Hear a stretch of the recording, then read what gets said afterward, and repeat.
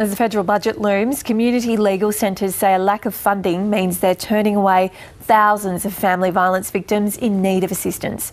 These centres provide a range of legal and social services supporting women and children who are experiencing or at risk of family violence.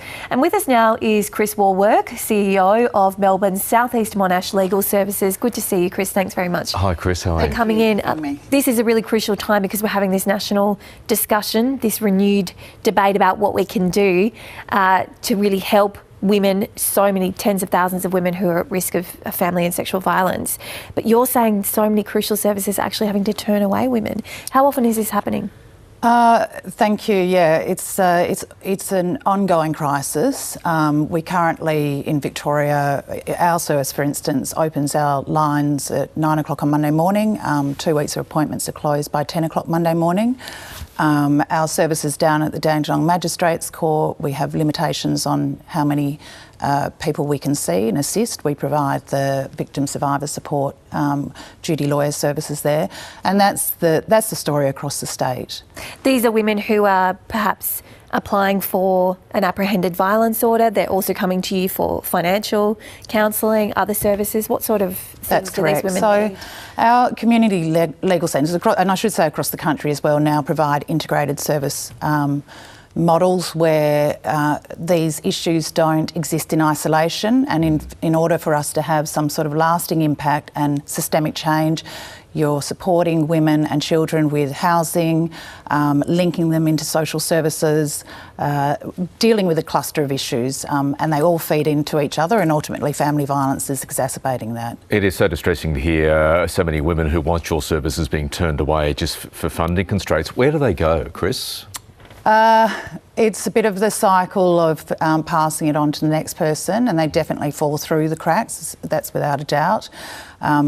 And I think it's also they will find supports in different avenues, but not the supports that are required. So yeah, for instance, the tailor-made support for yes, their need. exactly. And we're legal services, so it's important that they're getting assistance for legal issues from a legal assistance service. Are you seeing politicians listen when you raise these issues? Because politicians have been up the front of the marches, they've been certainly talking the talk, but when you feel like what you're seeing at the front line is not being listened to, where are we at there? Yeah, look, I think we definitely have a very supportive Federal Attorney General who's just undertaken a review of the national legal assistance sector. The Victorian State Government has been very supportive. Obviously, we're disappointed with the outcome of the state budget. There's been no further injection of funding into our core services. 40% of the work we do is in family violence. I wouldn't say they're not listening. It's about what they then, what comes from that listening. And we're obviously all eyes on the federal budget.